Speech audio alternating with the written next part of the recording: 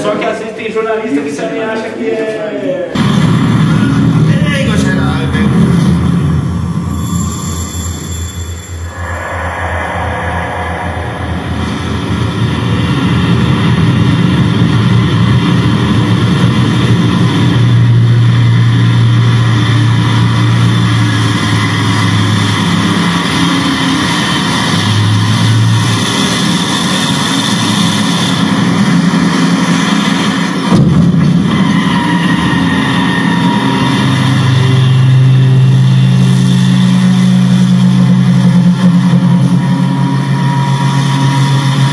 Então, atenção, boa noite, pessoal.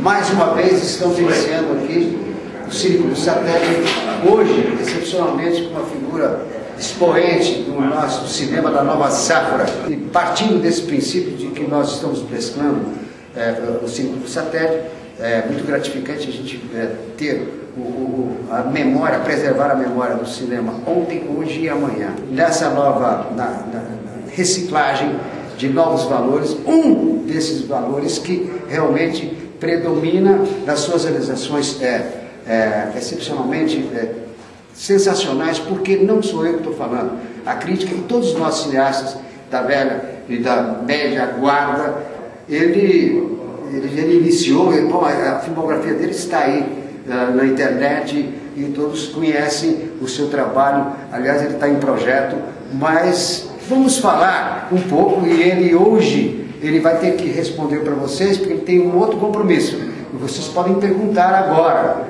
entendeu? Porque sobre a produção, sobre a ideia e como ele surgiu. Eu digo desse talentoso, jovem cineasta, Beto Branco. Gente, boa noite. Muito obrigado, Cleri. O Cleri ele me ligou faz um mês atrás. E aí ele começou a me dizer, não, porque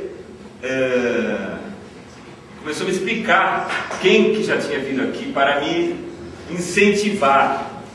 E eu falei, Cleri, pare, pai, não, você não precisa gastar tantas palavras para me convencer do prestígio que é estar aí com vocês. Eu até estava falando agora para um taxista, né, que eu vim, e é uma coisa que a gente, quando a gente envelhece, né, o nosso maior patrimônio é a nossa memória, é aquela coisa que a gente, né, eu estou com os pais do amigo meu que estava com Alzheimer, eu estou direto ao assunto, que é o seguinte, e aí o que acontece? Os caras estão perdendo aquela capacidade de contar suas histórias, né, que a gente registra por cinema e continua registrando, que é delicioso, né? É contar uma história, que seja pelo cinema ou numa conversa, ou o que seja. Então, eu gostei muito.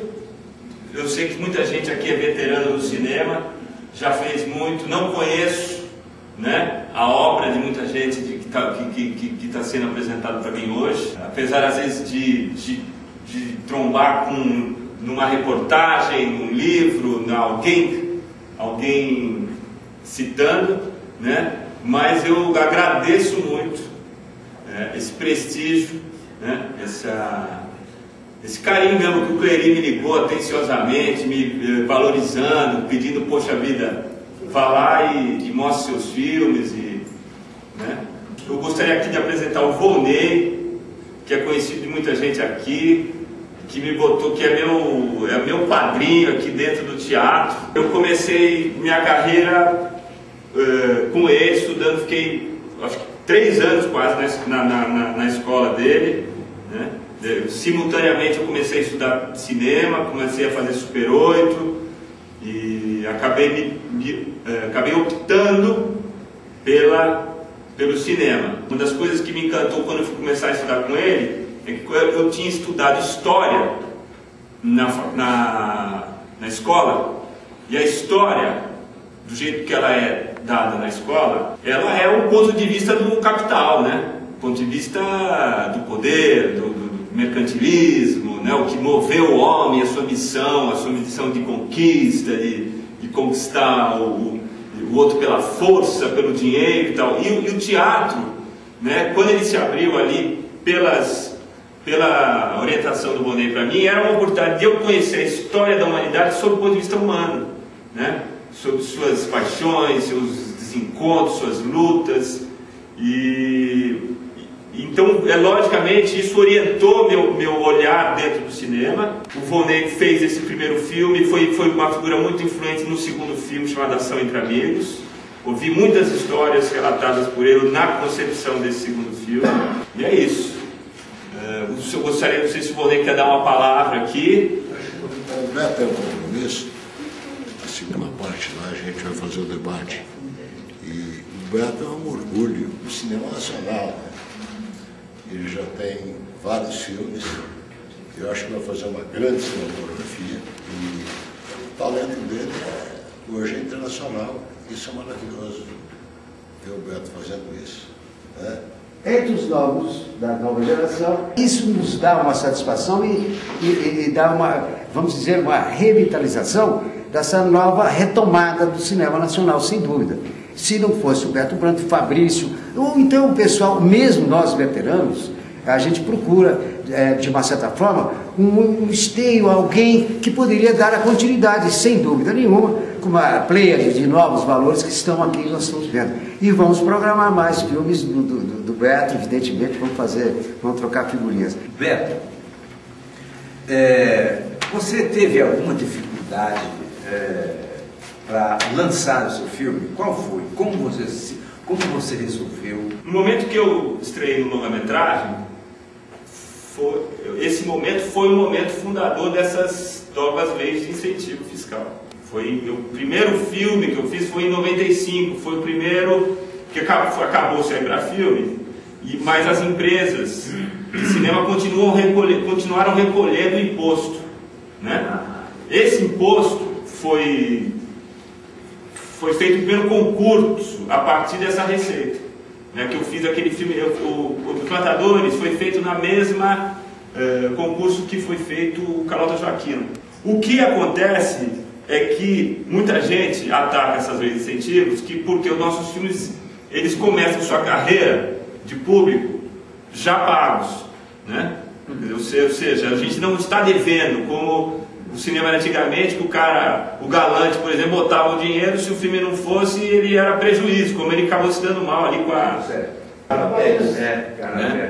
E então o que acontece? Então é o seguinte, logicamente os nossos filmes, né, 5 filmes que nós fizemos, eles não foram muito bem de bilheteria. Por quê? São bons filmes. Mas porque você sabe muito bem que, ainda mais nessa nova fase de cinemas de shopping center, né, você restringe a um público de poder aquisitivo e de mentalidade, né, muito voltado ao produto globalizado, aos enlatados, aquela coisa toda. Então é muito difícil mesmo. O Invasor foi um filme com maior projeção e fez 140 mil espectadores. No entanto, esses nossos filmes, eles continuam sendo exibidos. Há uma demanda muito grande por salas alternativas, pelo Sesc, pelos CELS, em vários estados. Então o problema é de espaço mercadológico. Com certeza. Eu fui recentemente ao encontro dos cineastas produtores agora do Mercosul, primeiro encontro em Buenos Aires, e a Venezuela, o Chaves, o Ministério, ele criou a Amazônia Filmes, que é uma empresa estatal. E a REM, que é a nossa empresa aqui brasileira, que desenvolve tecnologia de projeção digital, está entrando na Venezuela. Ele está cobrindo a Venezuela de pequenas salas como essa, desse tamanho, um pouco maior, quem sabe, com projeção digital. O público dentro da Venezuela cresceu exponencialmente em 3 anos dessa nova política. Sabia que eu tinha razão, né, Tomar? Agora, eu sempre falei isso aí. Sala digital são salas de 100, 150 lugares, mas assim, né, a ocupação do imaginário do povo venezuelano está sendo ocupado por essa política. É vontade, precisa de vontade, absolutamente vontade política de transformar as coisas e de enfrentar os monopólios. Há pouco tempo atrás teve a Ancinab, o projeto da Ancinab de reformulação, de adequação de todas as mídias e tecnologias, a convergência de todas as mídias e tecnologias digitais para uma legislação única. Isso que era o projeto da Ancinab. A Ancine, do jeito que é, ela só legisla sobre o cinema. Sobre salas. Sobre cinemas e sobre salas. Então, o projeto da Ancinab era se colocar e legislar, inclusive, em intromissão na telecomunicações, no Ministério das Comunicações, porque vai entrar a internet e tudo mais. Por interesses políticos e monopólios, caiu o projeto da Ancinab, né? A gente voltou atrás. Então eu acho que realmente falta, não é vontade política do Orlando Senna, porque ele realmente deu um passo adiante, ele não esperou o problema chegar, ele se adiantou e formulou, né? Mas não teve sustentação dentro do Congresso para poder. Agora estou dizendo, pelo menos está sendo pensado, há uma direção, há um norte nesse caminho. Eu me orgulho muito que os filmes seguem. Hoje esse filme vai ser projetado em 2 lugares, em 2 salas. São Paulo, estou dizendo publicamente, né? Eu fui há pouco tempo atrás, eu apresentei o Ação Entre Amigos, há 2 anos atrás, na Assembleia Legislativa de Florianópolis, com a comunidade do morro vizinho, sentado na cadeira dos vereadores. E assim vai, os filmes eles têm uma demanda muito grande, eles não são aqueles filmes de pipoca que, né, faz aquela entrada avassaladora e 2 anos depois ninguém sabe que o filme existiu, né? Por que o tema que você... Qual o seu critério seletivo para o tema que veio dar conteúdo ao seu filme? Então, eu acho que a gente se reorienta de acordo com nossos encontros, né? O Vinícius Moraes falava que a vida é a arte do encontro, coisa e tal, e são encontros com pessoas que você vai buscando novos caminhos para a sua vida. Eu acho que, assim como teve Volney, teve Marçal Aquino, que é um jornalista, e que nós criamos uma parceria com esse filme, Os Matadores. No primeiro momento eu sempre pensei, né, na época que eu fazia agronomia, ingenuamente eu acreditei no campo como um lugar de paz, de harmonia, de saudável, né? E quando eu cheguei lá me dei conta que não, que é um lugar onde se enquadra a mente das pessoas. Existe sempre uma oligarquia dominante que é dona do jornal, é dona da rádio, né? E essas mentes dissonantes acabam sendo expelidas de alguma forma, ou elas se mandam, né? Ou elas são anuladas de alguma outra forma. E esse filme é um pouco, vem nesse caminho, tenta colocar, logicamente, não maniqueisticamente, colocar assim, cada um tem, o personagem do Volney é muito interessante, por colocar essa dualidade, né? Depois disso nós fizemos Ação Entre Amigos, que são ex-guerrilheiros que se encontram 25 anos depois, pela suposta aparição de um delegado do DOPS, né? Aí veio Invasor, né? Aí Crime Delicado e Cão Sem Dono que foi recentemente lançado no DVD, ele é um filme rodado em Porto Alegre. São 2 filmes que não têm a literatura do Marçal como origem, apesar do roteiro dele. Nós deixamos espaço público e falamos um pouco mais do espaço privado. E agora a gente tem esse 6º filme que nós vamos fazer, que é um livro dele chamado Eu Receberia as Piores Notícias dos Seus Lindos Lábios, que é um livro que se passa no Pará, né? Que é um olhar ali com alguma delicadeza sobre uma região conflagrada, né? Que hoje ocupa as páginas do jornal como região de conflito e tal. Eu acho que a gente vai misturar exatamente esse exercício do espaço íntimo, privado, com a nossa trajetória anterior, do espaço público, de violência e tal. Então é isso. Já botei a playlist à disposição de todos os meus filmes, aqueles que queiram assistir, né? Para exibição aqui. Eu realmente, por desorganização, não foi nem por desorganização, eu deixei na agenda, só que eu não olho a agenda. Então eu vou correndo atrás da tarefa que se apresenta a cada dia, família, amigos, curso e fazer a vida. E acabei que o Cleri me ligou, rapaz, então eu estou tentando abraçar e não deixar ninguém na mão. evidentemente todo cantor, compositor, ele tem a sua verve, ele tem essa noção diferenciada de outras profissões. Ou seja, o músico, o cantor, o compositor, o diretor, qualquer técnico existente na televisão, no teatro, e nós somos estranhos não, se é normal ou é, não é verdade? O Paulo Miklos, por exemplo, que o seu relacionamento com ele é de amizade, de quando você fazia os clipes, né, dos Titãs, que aliás premiadíssimos também, né, você teve, né, a repercussão foi ótima. Você acreditou no tipo físico dele ou simplesmente você confiou na sensibilidade? Não, olha, eu nunca gosto de fazer filme pensando em outros filmes, né?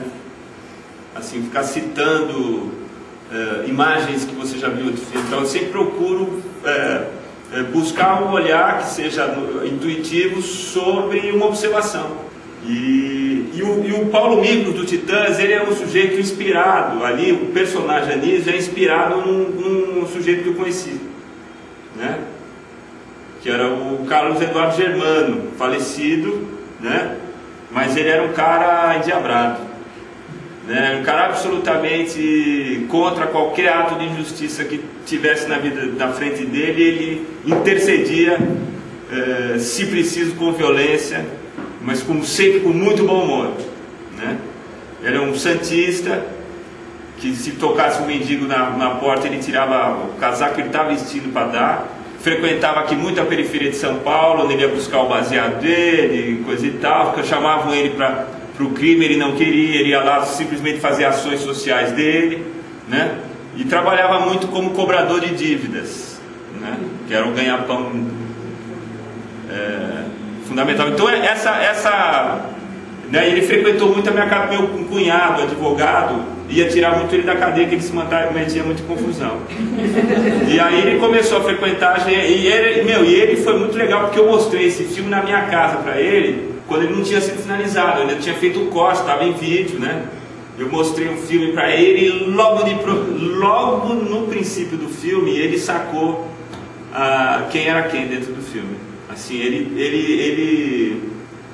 ele matou a charada até por convívio na malandragem. Ele, traíra, na hora ele pegou, né, o traíra, o que era traíra dentro do filme. Ele foi por um momento eu quase pensei em deixar de fazer o filme para fazer o documentário dele. Estava muito misturado isso para mim, essa ambivalência do carisma, do bom humor e do tom ameaçador, né? Ele era um cara que ele contraiu AIDS e ele ia para Santos buscar o coquetel. E na época as pessoas vendiam os coquetéis nos postos de saúde para as clínicas particulares. Então ele chegava lá, mas já chegava de canivete na mão, que se não desse o coquetel para ele, para aquela turma lá que estava lá esperando, ele ia sair furando. Entendeu? Então logicamente, não sei se ele furaria, porque sempre apareceu um coquetel para ele. Mas então ele tinha mesmo já nos últimos dias dele, ele se apaixonou pela enfermeira, a enfermeira se apaixonou por ele, e eles foram no médico para ver como é que eles podiam transar sem se contaminar. Entendeu? Então ele era uma figura muito contraditória. Então aquele Paulo Miklos que a gente vê, lógico, tem muito dele e muito do Sabotagem, né? Porque o Sabotagem, quando eu convidei ele, porque ele tinha a malandragem do Germano também, né? Ele tinha pelo convívio que ele tinha dentro do submundo, né? Pela sua origem, sua trajetória e tal, ele era um sujeito muito bem-humorado. Eu acho que os meninos que fazem rap na periferia, eles são guerreiros, né? Eles conseguem enfrentar a mentalidade de recrutamento, né, para o tráfico, e eles enfrentam, eles denunciam, então eu acho que por isso eles têm a cara sempre muito fechada, porque eles estão sempre realmente, né, que se os bandidões parassem mesmo para entender o que eles estão falando, eles começariam a perseguir esse menino também, né? Então o que acontece, eles sempre têm a cara muito fechada, e o Sabotagem não, ele vivia de muito humor, ele satirizava, ele se auto-ironizava muito o tempo todo, né? O que fez você se voltar para o cinema, já que você é do teatro, né, de outra parte. Eu quero me apresentar, eu sou só fã. O que fez, meu pai assistia Faroeste comigo quando eu tinha 10, 11 anos. Minha mãe cantava no violão, a Gilda, né, da Rita Lee. Meu tio, sociólogo, passava as tardes no sítio, né, comigo. Eu, molequinho, e ele tomava uns copão de uísque, fumava aqueles palmaus, uns cigarros bonsais que tinha. E ele trabalhava com pau mole no final, né, depois. Não é isso, Ele andou no cinema, foi isso? Não, o cara era um cara sociólogo, formado, que tinha que trabalhar com recursos humanos em empresa, tinha uma frustração muito grande. É um cara que me falava dos pensadores, falava de Eric Hobsbawm para mim, falava que foi gerar o Meneghetti, que foi gerar tudo isso, né? Então eu acho que tem sabe, meus tios mais novos foram militantes, foram queimar os livros na casa do meu pai quando era criança. Tem vários episódios que você acaba dando um norte, dá uma orientação para a tua formação ideológica, ética, né? E realmente para você fazer cinema você tem que estar interessado pelo outro, né? Senão não faz cinema, faz outra coisa. Então eu acho que isso é fundamental, curiosidade, né? Até descobrir que não vale nada a pena, aí você não vai pra onde, né? Esse projeto, por exemplo, dos Matadores, foi um projeto de quanto tempo, mais ou menos? Até a ideia, elaborar, executar tudo? É uns Teve muita dificuldade? 3, 4 anos, né? Você teve muita dificuldade em filmar? Não, isso é muito... tem filme que é mais rápido, tem filme que demora muito. Logicamente que é o primeiro filme, demora, até que foi porque pintou o concurso, eu entrei e deu certo. Eu demorei mais tempo para finalizar do que exatamente do roteiro. Mas você tinha prazo para poder fazer? Sempre tem, você se compromete, mas nem nada que você possa pedir mais tempo, né? Porque ninguém é polícia, né? Dentro do cinema não é, a gente faz cinema, não é polícia um do outro. Então, se você apresentar motivos, razões, eu sempre negocio os prazos. Beto, muito obrigado por você ter esse compromisso. Muito obrigado, Beto. Poxa, o Cínico do Satélite, o Sindicato dos Artistas e Técnicos do Estado de São Paulo, é muito gratificante a sua presença. Dá uma salva de palmas. Considerações finais. Um filme inesperado, um final inesperado, um filme sensacional, atores, mas tenho considerações finais aqui de um dos atores que nós temos muito orgulho, Volney de Assis, teatro, cinema, televisão. Por favor. Isso é a memória que nós estamos gravando. Por gentileza, você das considerações finais. Memória importante que vocês estão fazendo aqui. É importante que isso aqui se forme em núcleos, ir para uma casa, ter um lugar de 100 lugares, 150, onde se preserva o cinema, né? Isso eu acho muito importante. Acho que é isso que eu tenho que dizer.